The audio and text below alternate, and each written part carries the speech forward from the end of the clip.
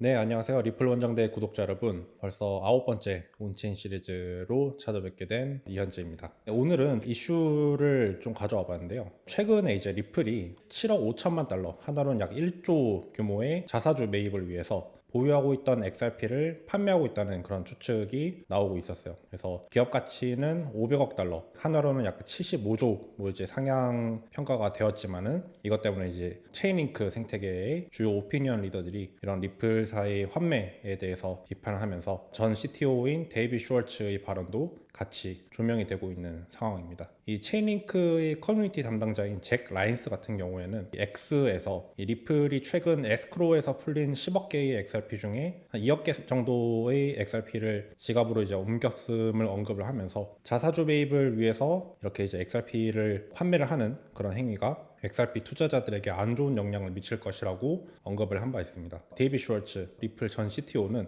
리플의 주식 환매가 XRP 가격을 낮춘다면은 이것은 이제 새로운 투자자들에게 더 낮은 가격에 XRP 투자를 진입할 수 있는 그런 기회를 제공하는 거기 때문에 결과적으로는 긍정적인 영향을 미칠 수 있다라고 이야기를 했는데, 사실 이제 이 잭 라인스 같은 경우에는 데이비 슈월츠의 발언에 대해서 이 투자자들을 가스라이팅 하는 것이다 라고 이제 되게 강도 높게 비판을 했는데, 사실 이제 이 부분은 되게 커뮤니티에서도 의견이 되게 갈리고 있는 상황입니다. 저 같아도 이 리플사가 보유하고 있는 XRP가 이제 한 번에 이제 시장으로 쏟아지게 되면은 당연히 이제 XRP가 하방 압력을 받을 수밖에 없고 투자자들한테는 단기적으로 되게 안 좋은 영향을 끼칠 것이라고 생각을 하고 있는데, 온체인 시리즈를 진행하면서 항상 말씀드리는 게 리플과 XRP를 구분해서 봐야 된다고 항상 말씀을 드렸어요. 그래서 리플이 어떤 액션을 취하든 리플과 XRP는 전혀 이제 별개의 것이고 우리는 이제 XRP의 구조를 항상 봐야 된다. 이걸 또 온체인 관점에서 구조를 볼 수 있는 그런 눈을 길러야 된다라고 말씀드린 이유가 여기서 나오는 것 같습니다. 최근에 이제 기관이 XRP ETF를 굉장히 많이 사들이고 있어요.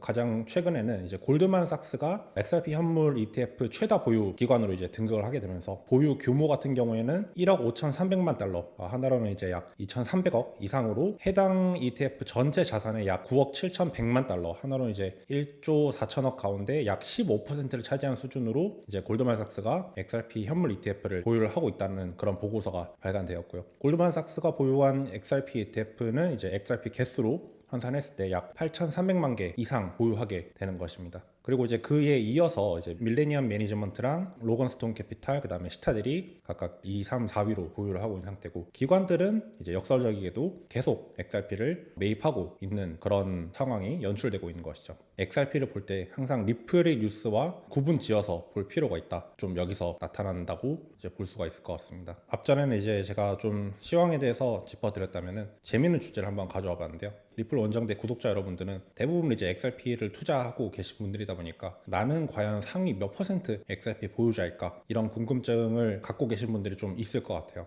그래서 온체인적 관점을 조금 가미해서 제가 한번 분석을 해봤습니다. 우리가 보통 이제 비트코인 같은 경우에는 몇 개를 보유해야 상위 1%라고 할 수 있을까, 이런 질문에는 이 홀코인이라고 하죠. 한 개의 비트코인을 가진 사람이 이제 상위 1%라고 불리죠. 근데 이제 XRP 같은 경우에는 몇 개를 가지고 있어야 상위 1%라고 할 수 있을까? 이게 오늘의 메인 질문인데요. 먼저 비트코인을 한번 살펴보도록 하겠습니다. 이 비트코인 같은 경우에는 XRP랑 다르게 계정 활성화 비용이 없기 때문에 이 더스트 주소, 굉장히 소량의 비트코인이 있는 그 주소가 대량으로 존재하고 있습니다. 그래서 비트인포 차트 기준으로는 B형 주소, 0이 아닌 주소는 약 5,840만 개이고, 이 중에서 이 더스트 주소가 절반 이상을 차지하고 있습니다. 그래서 이 더스트 주소를 그대로 포함했을 때 단순히 이제 순위를 매기게 되면은 상위 1%는 약 0.1개에서 0.28개의 비트코인을 가져야만 이제 상위 1%라고 하는데, 근데 이제 이 수치 같은 경우에는 이 더스트 주소를 포함하고 있다 보니까 의미가 있는 보유자 기준으로 보기가 어려워요. 그래서 보통 이제 커뮤니티에서는 1비트코인을 가진 사람이 상위 1% 내지 2%이다 라고 이제 통용이 되고 있고, 전 세계의 실보유자를 기준으로 했을 때 약 1억 명 정도가 실보유자라고 한다면은 상위 1%는 100만 명이죠.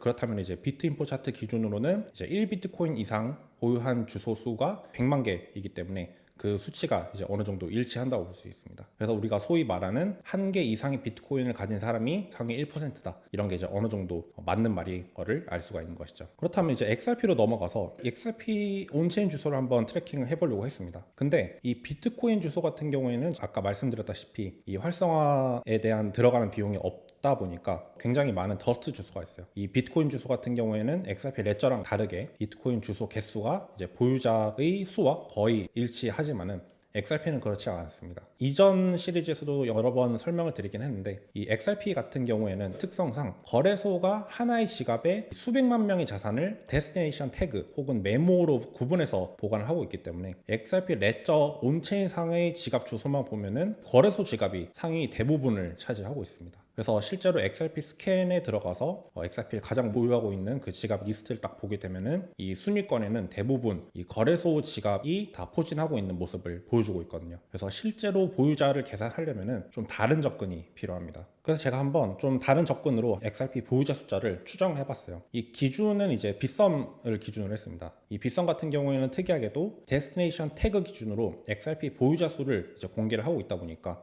그 데이터가 명확하게 나와 있었어요. 그래서 빗썸 기준으로는 156만 명의 보유자가 있는 것으로 보여지고 있고 이 홀더 밀도를 계산했을 때 XRP 100만 개당 약 876명이 보유하고 있다는 그런 수치가 나왔습니다. 이거를 좀 더 확장시켜서 글로벌로 이제 적용을 했을 때 한국 시장 특성을 고려를 할 수밖에 없겠죠. 그래서 한국 시장 특성 같은 경우에는 글로벌 XRP 거래량의 33% 그리고 이제 시장 점유율 같은 경우에는 16%로 굉장히 XRP에 집중되어 있는 시장입니다. 그래서 이 보정 개수를 이제 33%를 16%로 나눠서 가지고 이제 2.06이라는 이 보정 개수를 도출했고요. 이 글로벌 홀더 밀도를 이제 876명에서 보정 개수를 곱하게 되면은 이 100만 XRP당 1806명이라는 숫자가 나오게 됩니다. 그래서 이 숫자를 가지고 글로벌 보유자를 추정을 했을 때 글로벌 XRP 보유자는 약 4,476만 명 정도로 우리가 추산을 할 수가 있는 것이죠. 그랬을 때 이 숫자를 기준으로는 상위 1%라고 하면은 약 44만 명을 이제 우리가 상위 1%라고 할 수가 있는 것입니다. 그래서 결론부터 말씀드리면은 이 전 세계 XRP 보유자 중에 상위 1% 같은 경우에는 25,000개에서 35,000개의 XRP를 보유하고 있다는 것이 나타나게 되었어요. 그래서 XRP랑 비트코인을 비교했을 때 대부분 비트코인도 그렇고 XRP도 그렇고 보유자 수 같은 경우에는 소액일수록 더 많은 사람들이 있습니다. 그래서 대다수가 이제 소액 보유자고요. 그다음에 이제 퍼센테이지가 낮아지는 이런 고래 보유자 같은 경우에는 이제 굉장히 인원수가 줄어드는 모습을 보게 됩니다. 평균 같은 경우에는 어느 정도 이제 수치를 우리가 추측을 할 수가 있는 것이고요.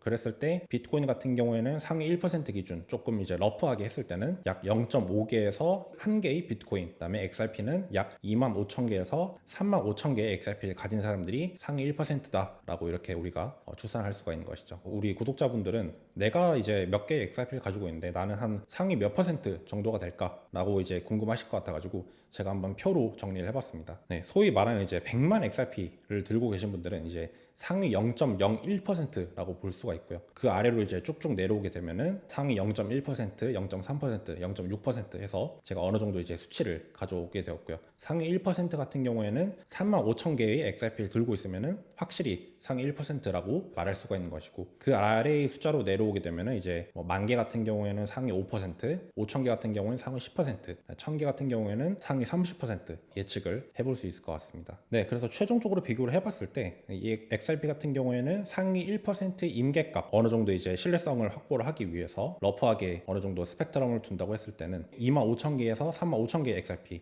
하나로 했을 때 약 현 시점 기준으로 5,600만 원에서 7,900만 원 정도 가치의 XRP를 들고 있을 때 상위 1%라고 볼 수가 있을 것 같고요. 비트코인은 0.5개에서 1비트코인 대략 이제 약 5천만 원에서 1억 원 정도의 비트코인을 가지고 있을 때 상위 1% 정도라고 이제 볼 수가 있을 것 같습니다. 그리고 이제 하한 추정치 같은 경우에는 이제 25,000개의 XRP 약 이제 5,600만 원이고요. 비트코인 같은 경우는 0.5 비트코인 약 5천만 원 수준의 비트코인을 가지고 있을 때 그 하한선 1%의 한선이라고 볼 수 있을 것 같습니다. 그리고 글로벌에서 실 보유자 수를 우리가 이제 예측을 해보면은 XRP 같은 경우에는 전 세계에서 약 4,476만 명 정도가 XRP를 보유하고 있는 것이고 비트코인 같은 경우에는 약 1억 명 정도가 비트코인을 보유하고 있다고 보시면 될 것 같습니다. 그래서 이런 것들은 모두 이제 저희가 XRP도 그렇고 비트코인도 그렇고 이제 온체인 데이터를 기반으로 어느 정도 이제 추측을 해본 것이고요. 데이터 소스 같은 경우에도 제가 우측에 한번 남겨놨는데 대부분 다 이제 최신 버전의 데이터를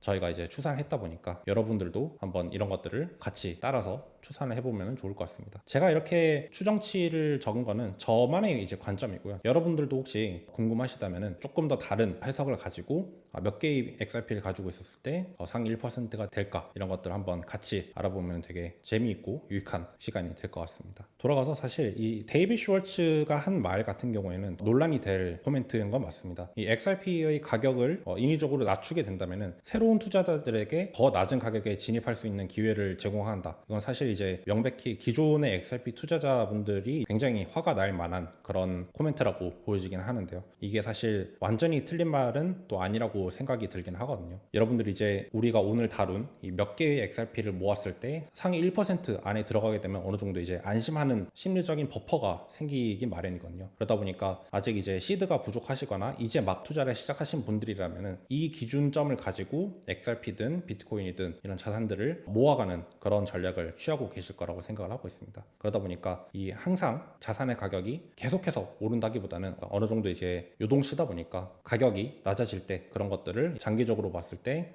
저점 매수의 기회로 이제 삼아가지고 좀 더 장기적으로 안전하게 투자할 수 있는 그런 기회가 확실히 된다라고 저는 생각을 하고 있습니다. 여러분들 이제 또 다음 시간에는 더 유익하고 재밌는 그런 콘텐츠로 돌아올 테니까요. 많은 응원과 관심 부탁드리겠습니다. 네, 그럼 다음 시간에 뵙겠습니다. 감사합니다.